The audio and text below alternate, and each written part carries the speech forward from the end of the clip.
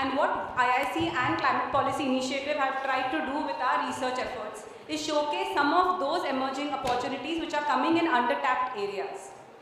Very glad to share with you that today is the official launch of our research report on emerging green investment opportunities in India. And to launch this report, I'd like to invite on stage Ranjana Khanna, Director IIC, Dhruba Purkayastha, the India Director at Climate Policy Initiative, and Ankit Agarwal from the investment team at the Neev Fund.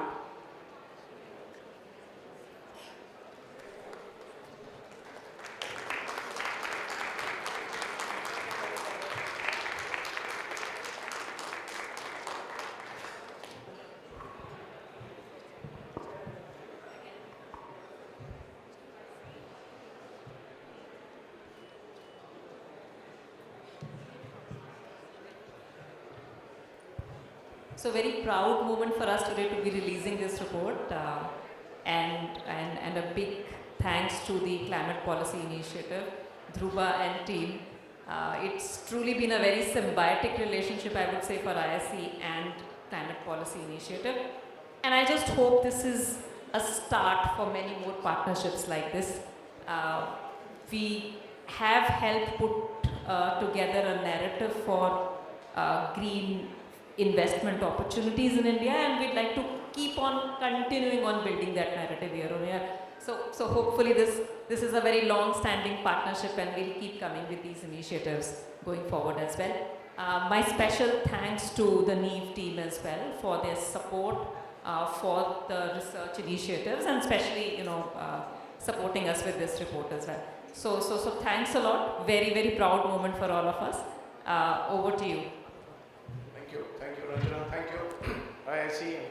Thank you, Neev Fund, for giving us this opportunity at Climate Policy Initiative to be the knowledge partner for this report on green investment opportunities in India. I'll just take a very short time, and my colleagues from IIC and from CPI will be making a short presentation. But before that, I just want to draw your attention to a few points on investment opportunities, green investment opportunities in India. Friends, let's look at India over the last 10 years. Over the last 10 years, India's GDP has grown, multiplied 3x or more, actually from less than 1 trillion to more than 3 trillion today. And since we are in an investment forum, let's look at market capitalization. That's what investors are looking at. So just a plain vanilla market capitalization tracks GDP pretty closely. It's today around 110%. It was around 90%. So what does this tell you? Any across the board investment in India has got 3x multiple in 10 years. And all of you are investors, yes. How much IRR is that? That's about 13 to 15% IRR if you compute it. It's across the board, India as an investment destination. There is nothing green, non-green across. Now all of you are fund managers, and a lot of people are fund managers. I'm sure you can generate alpha out of it. And if you were to be selective, just think of how India is an investment opportunity. Let's look at FDI. FDI in India over the last 10 years, last 5 years, India's FDI today over the last 20 years is of the order of, roughly of the order of, it was about 20 billion a year, it's now 50 billion a year, it's 500 billion is coming over the last 5 years. So this is the scale at which FDI is coming in to India across the board. So this India, my first point which I make is India as an investment destination remains one of the most attractive markets to invest, irrespective of whether we talk of green or not. At the second level, I'll go to, this is India investment. So any investment in India on an average is giving you, and I was hearing there is no shortage of capital. There is no shortage of capital is what the previous two panels talked of, and now let's come to green investment opportunities. Now if you look at green investment, India is on the path to decarbonize. India is on the path to have highest clean energy. India's commitment to NDC and net zero aligned with the global net zero goals. But friends, I want to pause here for a minute, that if you look at India's emissions today are the third largest in the world. With economy growing, you might still achieve emissions intensity, but therefore, the way it is getting planned out and what you are seeing, whether it is in clean energy, and which my colleagues will get into in detail, clean energy, clean transport, clean tech, sustainable agriculture, and the list can go on and on. What is happening is the cost of mitigation of 1 unit of CO2 in India is half that of that in the developed world. Actually, it's across EMD is even lower in India. Now we come to global capital. The global capital, the world does not meet its net zero goals unless global capital finds its way to India. And I was hearing about a lot of policy issues. I'm actually moderating a policy session next after post-lunch, but I want to make one important point here. With India's current emissions and current growth rates, there is no choice for India's global capital not to come to India. There may be friction, there may be methods that will get ironed out and worked out. Global capital, asset owners, asset managers have no choice. So that capital will have to find its way, thanks to ESG investing, thanks to GFANs, whichever way we look at it, that capital will have to find its way to India, because those returns will not be possible in any other, effectively in any other large emerging country. So now, in India, we have seen it for decades. We have seen it for decades that yes, India, you know what? For India, it is the markets and technology and innovation which does the job. Whether there is policy enablers, DFIs, no policy enablers, markets and technology will play the role in India and will make capital to flow, irrespective of whether there are policy enablers or not. But here, in climate and green, you're faced with one important support system that the policy globally will have to enable, because it's a global public good. I'll end here that usually I am talking from the podiums where I'm lamenting that look, this much investment is required. From climate finance, climate policy initiative, we work on climate landscape, and just has come out a few days ago. But we are talking about 1.3 trillion, but 5 trillion is required. Same we talk about in India. So we talk about the glass as half full. In this forum, I'm turning this around and saying that look at the glass as half full. Rather, I was to talk about half empty and lamenting that it does not happen. This is an opportunity, and India presents the biggest green investment opportunity. Thank you. Thanks, Dhruva. That was really impressive, and that's really insightful for all of us.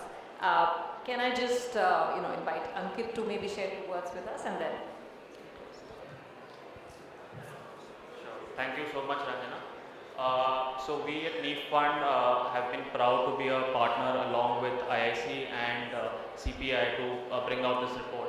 As was brought to the forum in the earlier panel discussions that there is essentially a lack of supply side opportunities. This is a type of report which tries to address that question, that where are the opportunities coming from. And I think that's what the report tries to outline in terms of sectors and the growth opportunities which are present in the Indian market, especially considering from a green point of view. So I hope this report is as insightful to you as it was for us to have a look at, and it is able to drive on investments in the sectors which are of the utmost need. Thank you so much. A quick run through of what the report really has. Like Dhruva said, there's immense opportunity, and what India as a destination presents, what requires these opportunities to be tapped to their full potential. What we've tried to do is identify these sectors and map the correct interventions across them, be it for debt, equity, grant, or a blend of all three. What can be considered as the universe of green spaces? Of them, there are 4 which we believe present a completely compelling narrative, be it from the point of view of market potential, market growth, the investment trends that are happening, or the policy impetus. So green hydrogen, battery energy storage, waste management, and climate smart agriculture is what you'll get to read about more in the report. And to share a quick snippet of this, I'd like to request Yash Kashyap, Senior Analyst from Climate Policy Initiative, to share a few thoughts with you. Very good afternoon to everyone present here. Thank you, Divya, and Thank you, Dhruva and everyone else for beautifully setting the context. And I'd also like to thank IIC for organizing this wonderful event and all of you attendees for being present here today. So, it has been a great experience putting this report together. And when we started out, I think one of the most difficult challenges for us was identifying which sectors to study. The need for financing is in billions of dollars per year, and CPI's global landscape report as well as the India landscape report highlights that majority of the financing has been flowing towards mitigation and specifically towards two sectors, which is renewable energy and mobility. But we all know that there are several other sectors. There is land use, there is forestry, transport, buildings, industries, adaptation, etc., that needs more attention. So the question for us was which sectors to focus on. What are those sectors that are at a cusp of rapid growth in the next few years? And what are the sectors that the decision makers need to know more about so that they can take the right steps to help grow these sectors? So I'm happy to be here to briefly take you through 5 emerging sectors that we have identified and studied in this report, starting with green hydrogen. So green hydrogen is a critical decarbonization lever, second only to electrification, and it finds wide-ranging applications in industrial sectors and energy sectors as an alternative fuel or feedstock.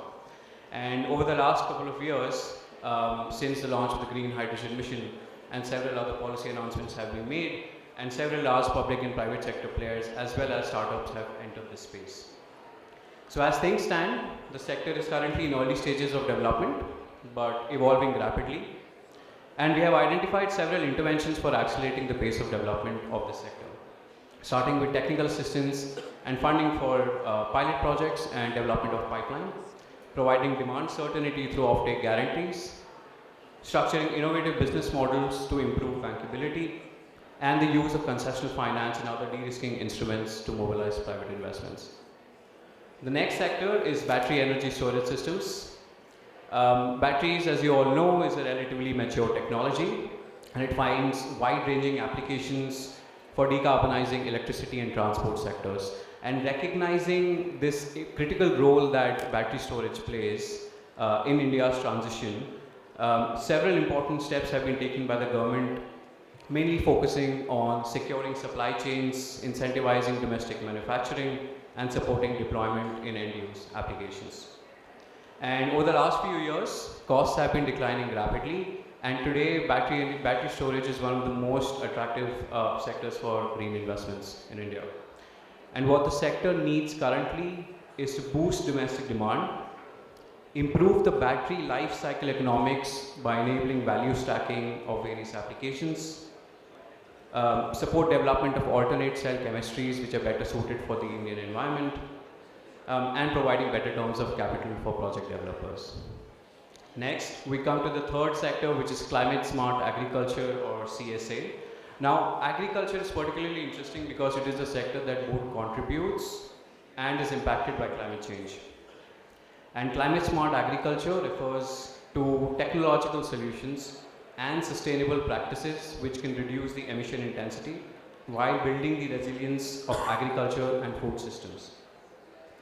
Now, this sector again has been growing rapidly thanks to an enabling policy environment and emergence of agri-tech startups, as well as increasing participation from impact investors.